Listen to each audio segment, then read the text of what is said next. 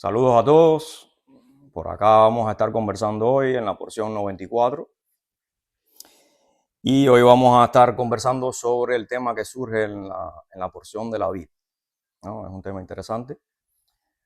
Es un tema recurrente en toda la Biblia, en donde se va a estar tomando como metáfora, como simbolismo.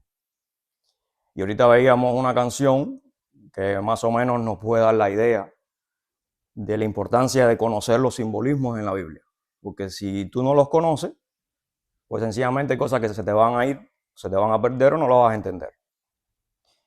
Inclusive estos simbolismos van a depender mucho del contexto cultural, o sea, de la cultura que está poniendo ese simbolismo. ¿Ve? ¿Por qué razón? Porque en cada cultura, en cada nación, en cada grupo de personas, hay palabras y hay ejemplos, hay símbolos que se van a tomar de una manera y hay otros grupos que la van a tomar de otra. Inclusive dentro de la misma cultura, dentro de una misma cultura, igual pueden haber palabras diferentes. Allá en Cuba creo que en una región le decían cutara, en otra chancleta y en otra sandalia. Un ejemplo. Entonces, si tú dices una cosa y el otro de otra región no entiende eso, se queda sin entender. Y se pueden generar entonces muchísimos desacuerdos. Ahora, ahorita en la canción, por ejemplo, que veíamos, en la canción estaban hablando del corazón, de cómo el ser humano entrega el corazón a Dios, ¿verdad? ¿Y qué imagen sale al final de la canción? El corazón que tenemos nosotros aquí en el pecho. Entonces, cuando tú te pones a analizar, no estamos hablando de eso, porque ese órgano lo único que hace es pompear sangre, es recibir, filtrar y soltar sangre. ¿No? Filtrar no, recibirla y procesarla y soltar la sangre para los pulmones y para mover el oxígeno dentro de la sangre, hacer una limpieza. Pero bueno, ese no es el punto. El punto es que ese corazón que vimos ahí en esa imagen no es lo que estamos hablando. ¿Qué quiere decir eso? Que en la Biblia y en el mensaje bíblico, entonces el corazón simboliza algo mucho más profundo, que va a ser el espíritu del ser humano, su alma. ¿Verdad? ¿Qué pasa? Que para poder nosotros entender cosas espirituales, entonces la Biblia y Dios van a utilizar cosas materiales que en correspondencia con su importancia, entonces nosotros podemos entender también esa parte espiritual, cuán importante es o no, o cualquier otro mensaje. Entonces, partiendo de ahí, nosotros tenemos que entender que muchas veces cuando no entendemos algo, la mayoría de las veces es porque te estás perdiendo el significado de uno de esos puntos que se están tocando ahí. O los estás asumiendo desde tu perspectiva, que no quizás sea la que tuvo el autor o el que escribió en mente en ese momento. Y esa es la importancia entonces de estudiar un poquito más la Biblia, no nada más leer y leer lo que tú quieras, sino que hay que tener cierta idea y hay que cumplir con ciertos patrones interpretativos que van a depender mucho de la cultura y del contexto histórico. ¿Verdad? El tema de la vid es algo muy parecido a eso. Tiene mucho que ver con esto. Y eso es lo que vamos a estar caminando hoy. La vid en la Biblia, en muchas ocasiones, va a estar relacionado con Israel. Y queda más que claro ese punto que es apuntando a Israel. Ahí vamos a ir entonces. Quisiera ir a Salmos 80, en los Salmos 80, ahí vamos a ver una referencia que nos demuestra esto. Por ejemplo, el salmista ahí nos va a decir en el versículo 8, hiciste venir una vid de Egipto, echaste las naciones y la plantaste. ¿De qué estamos hablando acá? De cuando Dios saca a Israel de Egipto y la lleva hasta la tierra prometida. ¿Verdad? Va a decir después, limpiaste sitio delante de ella e hiciste arraigar sus raíces y llenó la tierra, la Eretz. Los montes fueron cubiertos de su sombra y con sus sarmientos los cedros de Dios. Extendió sus vástagos hasta el mar y hasta el río sus renuevos. Ahí luego va a estar tocando ese texto, va a estar hablando también cómo luego también ellos fallaron, cuáles fueron algunos problemas con Israel, que ya sabemos nosotros hoy en día qué sucedió.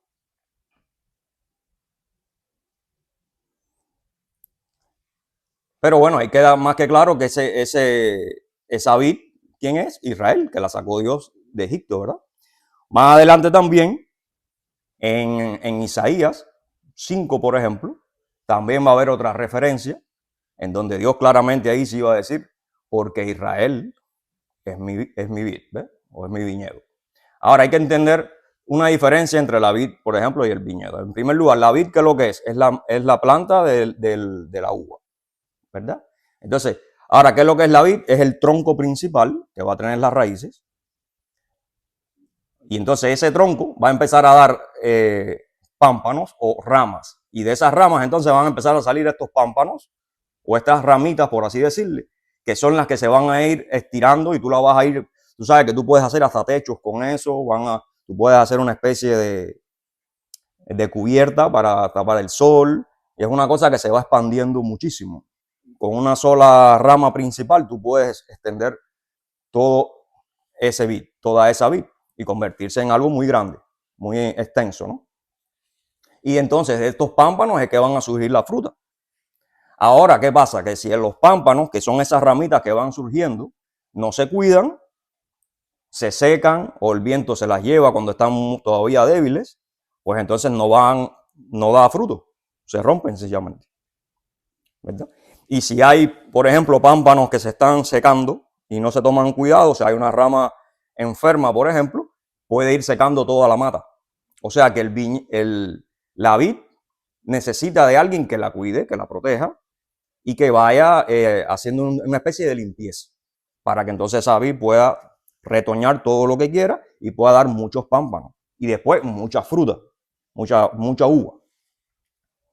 Y entonces, teniendo eso en cuenta, vamos a ver cómo cuando Dios saca a Israel de Egipto, ¿qué es lo que está haciendo con esa vid? Le está dando una organización para que esa vid entonces comience a crear eso que estamos hablando, todos esos pámpanos, y empieza a expandirse y empieza a crecer por toda la tierra, que es lo que quería, que es el deseo de Dios. Y eso pueda entonces, pues, influenciar a todo el mundo. Luego, cuando llegan los profetas, y por eso toqué el tema de Isaías, pero también podemos verlos en otros profetas que van a tocar el mismo asunto y van a usar también la vid como ejemplo. Ya vamos a ver, por ejemplo, en el tiempo del mismo Isaías, si nosotros vamos al contexto histórico de Isaías, vamos a ver que es muy complejo, porque ya entonces Israel estaba dividido. Tenemos el reino de Judá y tenemos el reino de Israel. ¿Qué sucedía con Israel? Ya sabemos que en este momento ellos estaban adorando ídolos, ellos se habían puesto a estar negociando a su manera con otras naciones, y por lo tanto ellos están descarriando.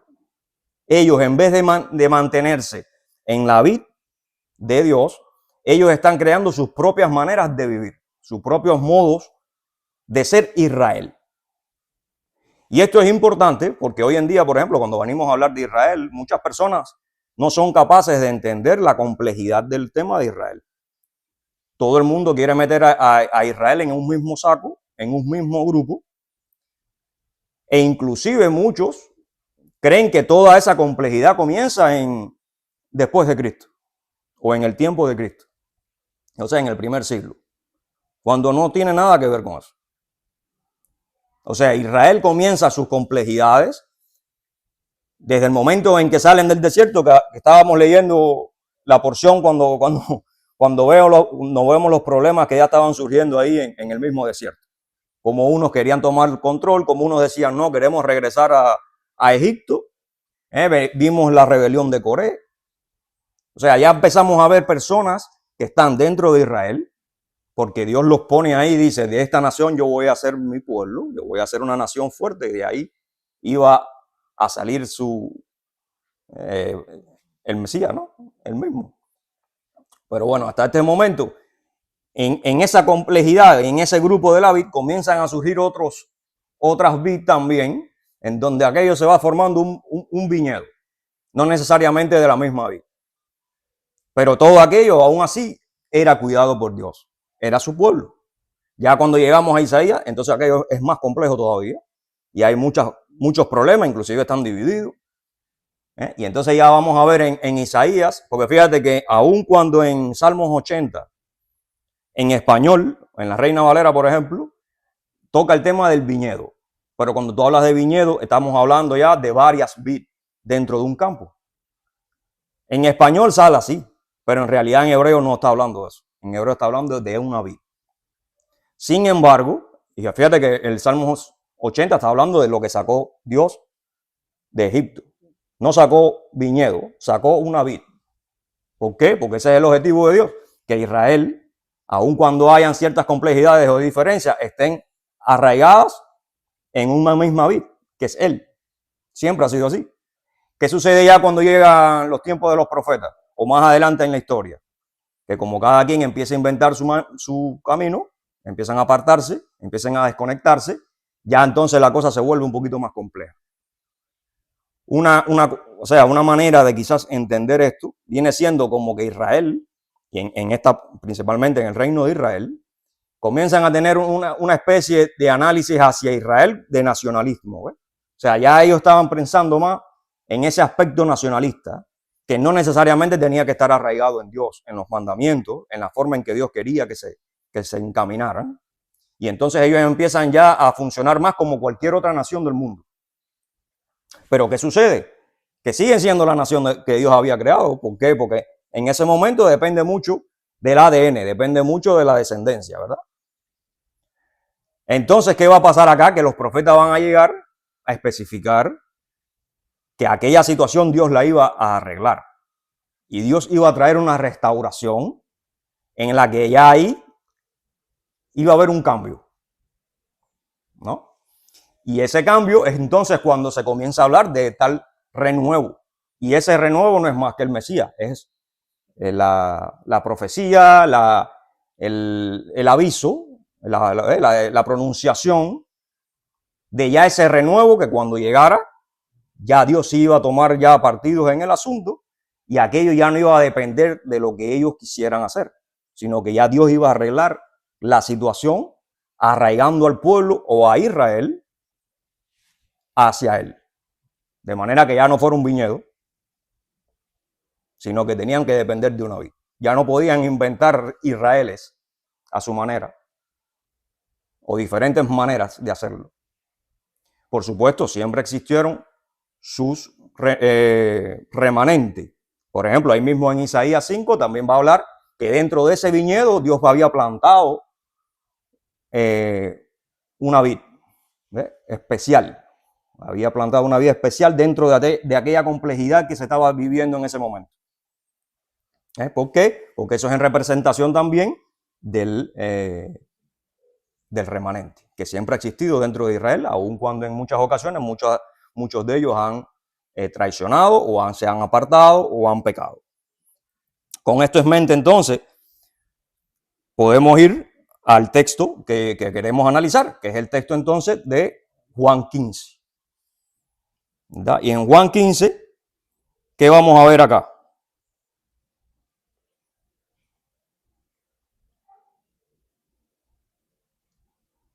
Fíjate cómo va a empezar.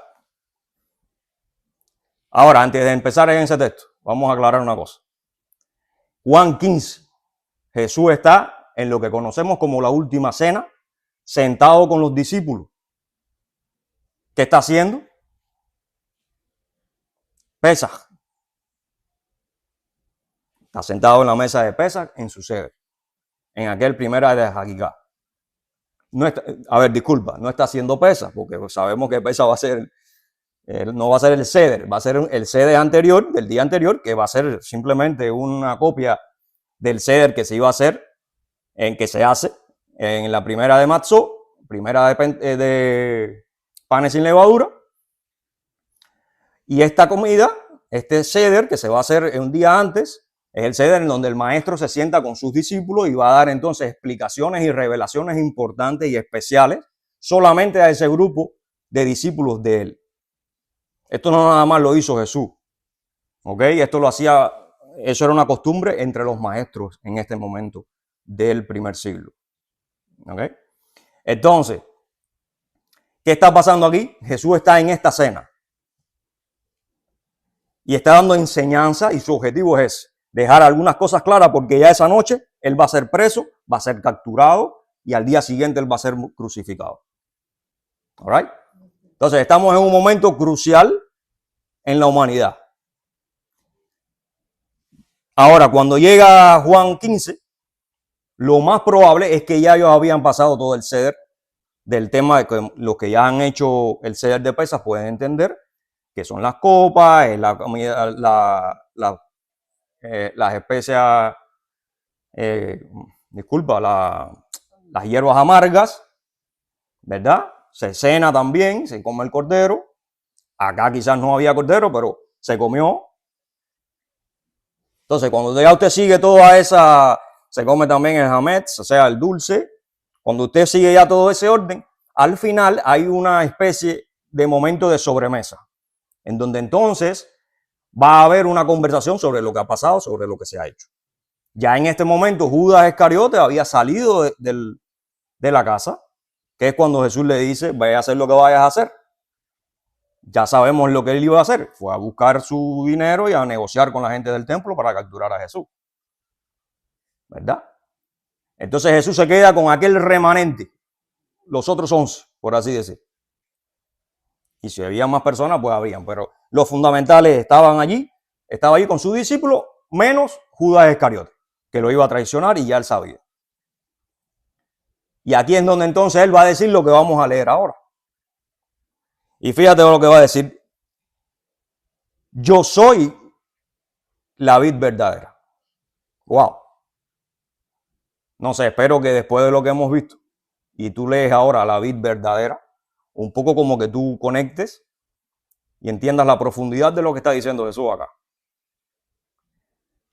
Si Dios sacó la vid de Egipto y lo único que sacó Dios de Egipto fue Israel y hizo de él un pueblo con el objetivo de que fuera un pueblo de reino de sacerdotes, pueblo escogido, especial tesoro.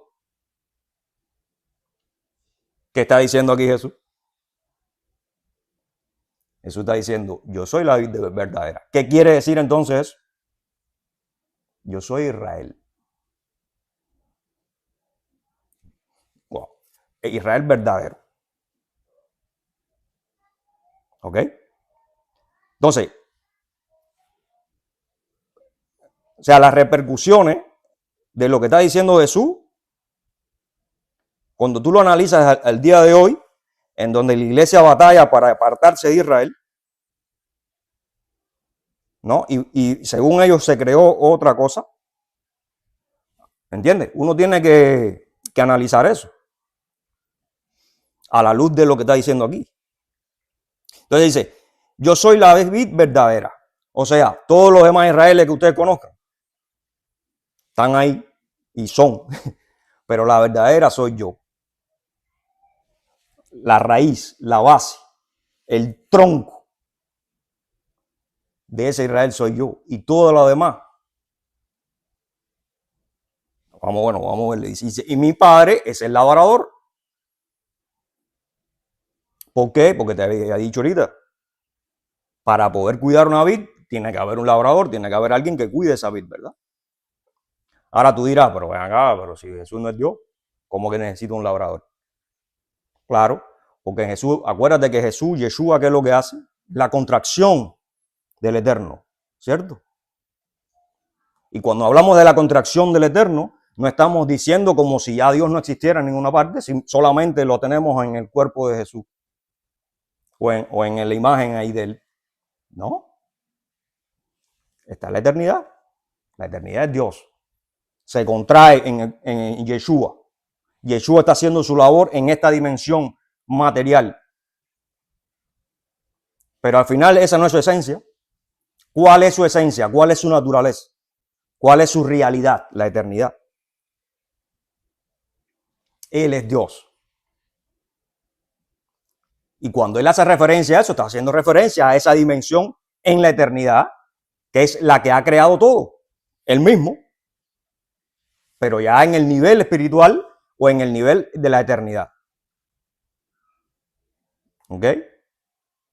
Entonces está diciendo, Y mi Padre es el labrador. Claro, porque el Padre, o en este sentido, la eternidad, Dios ideó desde la eternidad el plan y el diseño de lo que nosotros aquí tenemos, de la realidad espiritual del hombre y de lo que se vive. Y también creó a Israel. Por tanto, si su padre es el que es el labrador, ¿cuándo se hizo Israel? Después que salieron de Egipto. Cuando nacieron las 12 tribus. Es eterno. Es un plan eterno de Dios. Y ese Israel es que está en lo celestial, es la imagen perfecta o es el diseño perfecto del Israel, o debería ser, del Israel que está aquí abajo, en la materia. O sea, el Israel material tiene que ser el reflejo, la imagen de lo que hay arriba.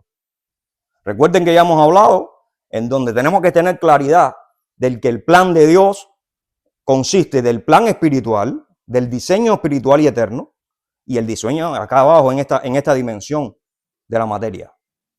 ¿Cuál es el objetivo entonces del ser humano? Conectarse con ese plan a través de la conexión con Dios. ¿Por qué? Porque el patrón a seguir, ¿quién va a ser? La imagen del Ser en Elohim, la imagen Yeshua. Pero fíjate cómo aquí nos está diciendo que Yeshua no es solamente la imagen del Ben Adán, o sea, del hombre, sino también de Israel, porque él es Israel. Wow. Entonces, va a decir, todo pámpano que en mí no lleva fruto, lo quitará. ¿Quién lo quitará? El plan, porque si en el plan, si en el diseño celestial hay una cosa y tú estás aquí viviendo con otro plan y tú no te estás conectando con el plan celestial, tú no estás dando el fruto que tú tienes que dar. Y ese fruto tiene mucho que ver con las dimensiones espirituales, con los mundos espirituales, pero también en el cómo tú vives en esta tierra, en el cómo tú te conduces. ¿Cuáles son tus anhelos, tus añoranzas? ¿Dónde está tu corazón? ¿Verdad? Entonces, en esa coherencia que tiene que haber entre lo que hacemos en esta dimensión, en cómo nos conducimos, cuáles patrones seguimos y el diseño de Dios, es esa la coherencia que Dios desea para sus hijos y para Israel. ¿Qué pasa? Que es lo que estamos viendo en los profetas, porque no nada más Isaías habla de eso. Pueden revisar, casi todos hablan del tema en donde Israel se está yendo, se descarrea. Por eso es que tienen que atacarlo a Siria, lo atacó a Babilonia, se los llevaron para el exilio, destruyeron el primer templo por el pecado de Israel, porque Israel se separó, se apartó.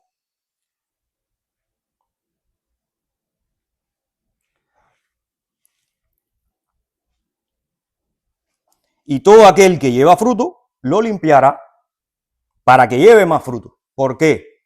Porque entonces en estos pámpanos, que son estas ramas que te estoy hablando, que son de donde se va a ir desarrollando, fortaleciendo y van a salir entonces las uvas, si tú las cuidas, las mantienes como tienen que ser, entonces van a dar fruto y van a seguir saliendo ramas y pámpanos.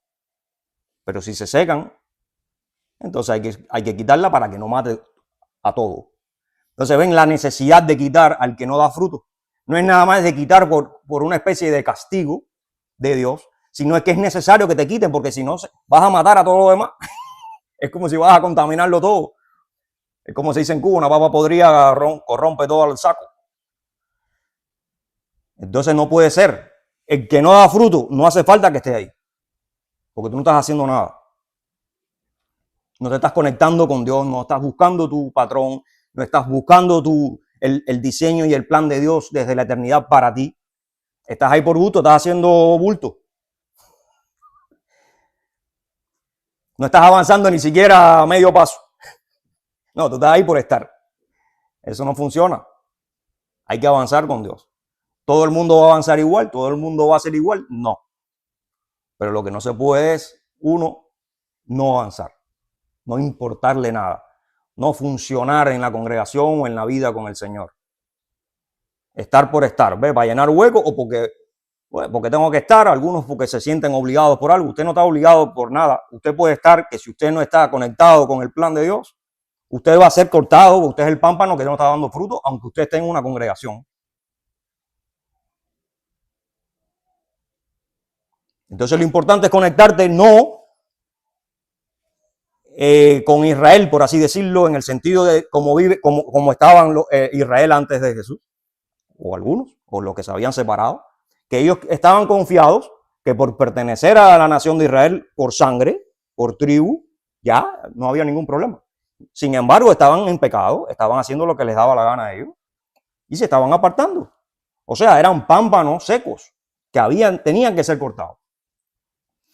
Ahora, ¿quiere decir esto que todas las personas que pertenecen a Israel quedan apartadas? No, porque hay personas en Israel que están conectados con Dios, con el real.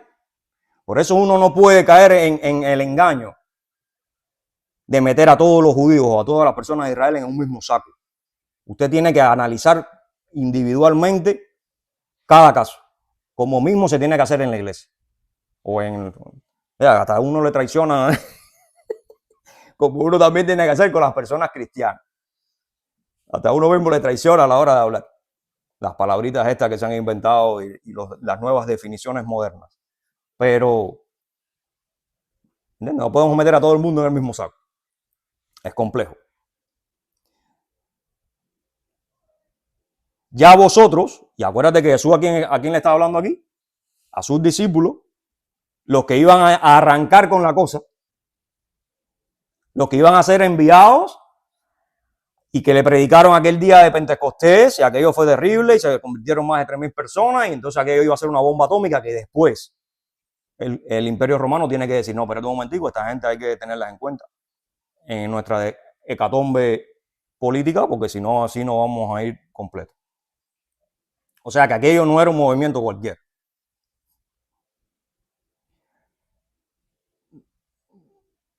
Dice, ya vosotros estáis limpios por la palabra que os he hablado. Permanecer en mí y yo en vosotros. Como el pámpano no puede llevar fruto por sí mismo, si no permanece en la vid. ¿Ven? Así tampoco vosotros, si no permanecéis en mí, no puede dar fruto. Entonces, para poder dar fruto, tú tienes que estar conectado con la vid. ¿Quién es la vid? Israel. ¿Quién es Israel? Yeshua, Jesús, Dios.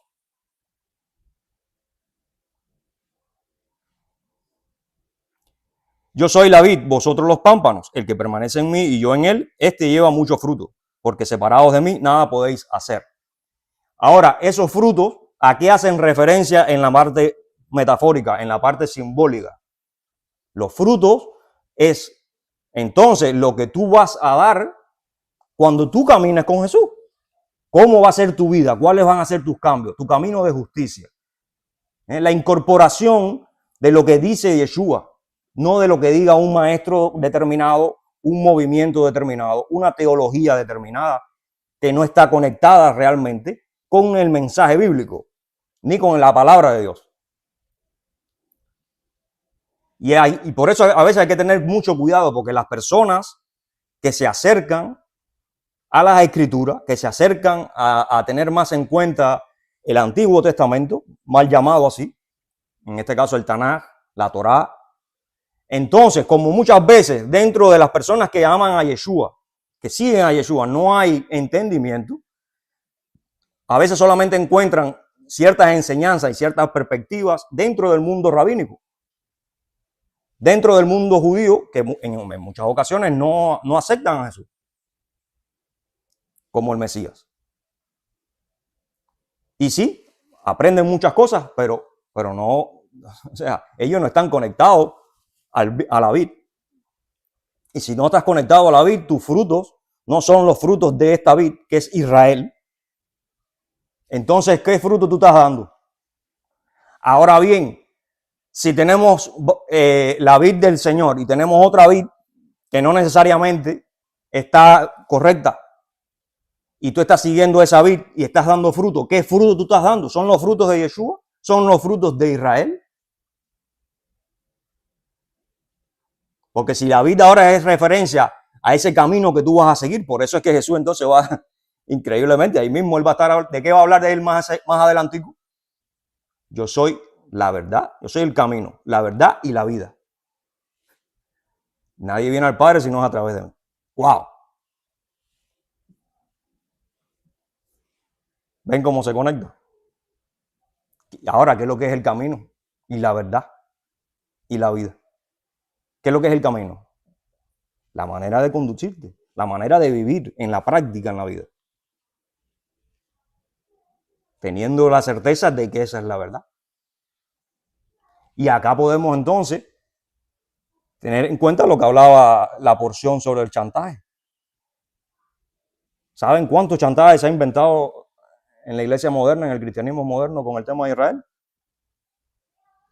Como lo han, como si eso fuera algo peligroso, como si eso fuera algo malo. Al final lo que yo considero es que esa es la justificación para quedarse en la ignorancia. Porque cuando usted no tiene deseo en la ignorancia y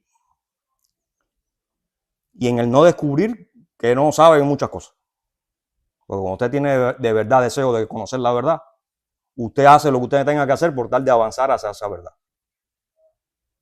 Cueste lo que cueste. Entonces a ti lo que te gusta más es la verdad tuya que te dijeron a la verdad verdadera. Y la verdad verdadera es eterna. Por lo tanto, si es eterna, tú no la vas a conocer completamente hasta el día que tú no estés en la presencia de Dios. Entonces, ¿cuál es el trauma con conocer más verdad? ¿Por qué te empecinas en quedarte con la verdad que hasta ahora tú has entendido? Eso no lo hace un corazón contrito y humillado. Eso lo hace un corazón necio, soquete. Cuando tú eres una persona humilde, tú vas entonces a avanzar hacia la verdad. No la tengo ahora toda, o no tengo mucho, vamos a suponer. O tengo cosas que yo creo que son verdad y a lo mejor no son así. Pero avanzo, investigo, sigo estudiando, me dejo guiar por los líderes, por Dios, busco de la oración, busco del servicio a Él y a la congregación. O sea, simplemente eso es Israel. Porque Yeshua es Israel. Si tú niegas eso, si tú niegas los mandamientos, ¿qué fruto tú estás dando sin los mandamientos del Señor? ¿Me entiendes? La importancia de lo que estamos hablando. Porque Israel, los mandamientos, son parte de Israel. Son dados por Él a sus pámpanos. ¿Quiénes son los pámpanos? Nosotros. Y tenemos que dar fruto. Si no damos fruto, vamos a ser cortados. ¿Y esos frutos qué son? Ese cambio espiritual. Esa conexión con el plan, con el molde de Dios que ha creado para nosotros. Entonces, si nos dejamos chantajear simplemente porque es la multitud, porque son la mayoría, ¿qué estás haciendo? Te estás limitando a vivir según ese molde, según el Selén Elohim, o sea, la imagen de Dios. Y es verdad que el chantaje es fuerte, no es fácil, hemos vivido eso muchos de nosotros. Pero lo importante es buscar la verdad. Es el camino, la verdad y la vida. Y ese es Cristo. Lo demás, todo lo tengo por basura. Fallamos. Ahora que nos creemos que somos los mejores. No. Porque fíjate que Pablo después lo va a decir, no te ensoberbezcas con los judíos, porque ellos están fallando. Tú lo que tienes que darle gracias a esa gente porque lo que pasó es para que tú pudieras escuchar y tener hoy en día la palabra de Dios. O sea, estamos hablando de un tema bien complejo, que si seguimos la retórica del mundo y de todos los teólogos estos que han habido en todos estos años, todos los siglos estos, lo más probable es que te vas a equivocar. Entonces, mira, la palabra es lo que nosotros tenemos que seguir. No es a ningún inventor ni soplaflauta, sino es la palabra de Dios. Dice el 6, el que en mí no permanece será echado fuera como pámpano y se secará y los recogen y los echan en el fuego y arden. Dice el 8, en esto os es glorificado mi Padre, en que llevéis mucho fruto y seáis así mis discípulos. Como el Padre me ha amado, así también yo os he amado. Permaneced en mi amor. Dice el 10, si guardareis mis mandamientos, yo no sé de dónde ellos sacaron que Jesús y los apóstoles no hacían los mandamientos. Y que ahora Jesús está creando una cosa nueva llamada iglesia, destituyendo a Israel. ¿Entienden? ¿Entienden todo lo que estamos hablando? Y mira lo que está diciendo Jesús aquí. Si guardareis mis mandamientos. ¿Cuáles mandamientos? La Torá que la dio él mismo en el monte Sinai. Permaneceréis en mi amor. Así como yo he guardado los mandamientos de mi Padre. ¿Por qué? Porque en esta dimensión él está dando el ejemplo del ser en Elohim. Él es el primero que tiene que hacerlo. Para mostrarte a ti que hay que hacerlo. ¿Me entiendes? No hay que complicarse tanto. Si guardareis mis mandamientos, permaneceréis en mi amor, así como yo he guardado los mandamientos de mi Padre. Pertenezco y permanezco en su amor. ¿Viste cómo el guardar los mandamientos y el amor están relacionados totalmente? Estas cosas os he hablado para que mi gozo esté en vosotros y vuestro gozo sea cumplido. Este es mi mandamiento, que os améis unos a otros como yo os he amado. Nadie tiene mayor amor que este, que uno que ponga su vida por sus amigos. Vosotros sois mis amigos. Si hacéis lo que yo os mando, yo no os llamaré siervos, porque el siervo no sabe lo que hace su señor. Pero os he llamado amigos, porque todas las cosas que oí de mi Padre os las he dado a conocer. No me elegisteis vosotros a mí, sino yo os elegí a vosotros. Y os he puesto para que vayáis y llevéis fruto, y vuestro fruto permanezca. De eso tomamos testimonio nosotros. ¿Por qué? Porque estamos hablando de eso ahora. Si ese fruto no hubiese permanecido hace 2000 años, no estuviéramos hablando quizás de otra cosa, de otra religión. Y esto es lo bonito de esto. O sea, nosotros estamos hablando de Israel. No estamos hablando de la India, ni de China, ni de Rusia, ni de Estados Unidos, ni de Cuba, ni de México. Estamos hablando de Israel. ¿Y de dónde son los pámpanos de Yeshua? De la vid llamada Israel. Entonces, yo no sé si tú te identificas, pero por lo menos yo soy Israel. ¿Soy cubano también? Sí, soy cubano también. ¿Soy americano? Sí. Pero lo principal es Israel.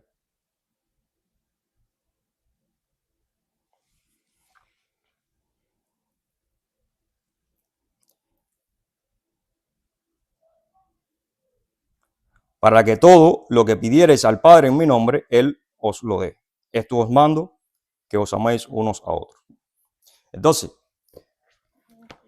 simplemente la importancia de entender, como decíamos en un principio, las metáforas, las conexiones hermosas que hay en la Biblia, que solo se pueden ver si uno profundiza, si uno escucha, si uno estudia, si uno se mete en esos temas, si uno se abre.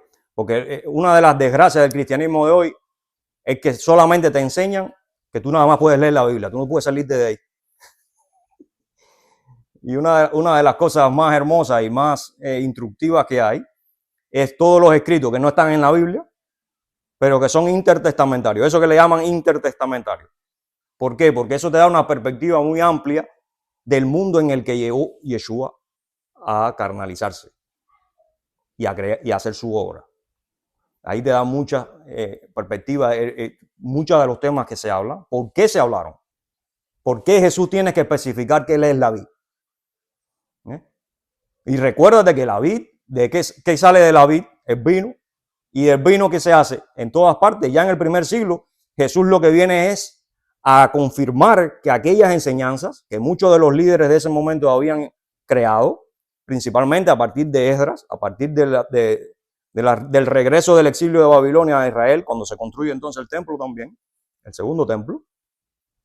Ellos habían creado ya, porque había necesidad de crear las escuelas, que es lo que se le llama en la Biblia, o es lo que se le llama la sinagoga. Ya ellos habían tenido que empezar a implementar toda esta parte de la liturgia, toda esta parte de los seder, del orden, para poder educar a las personas. Luego ya viene el templo y igual se mantiene. Entonces se hacían cosas en el templo que desde la entrega de la Torá en el templo se hacían cosas con el vino en el momento de los sacrificios. Por lo tanto, se necesitaba vid. La vid y Israel siempre han estado interconectados. O sea, que ¿por qué Jesús está usando la vid, la planta de la vid y no otra planta? Porque la vid es sumamente importante en Israel. Siempre ha estado presente en la cultura. Y en este primer siglo, mucho más. O sea, que Jesús está yendo a la raíz del asunto. La vid también, en donde Jesús va a decir en esta misma cena, que va a enseñar que el vino es su sangre, ¿verdad? Ahí está haciendo referencia a las cosas o a esas dimensiones espirituales que uno tiene. ¿Por qué?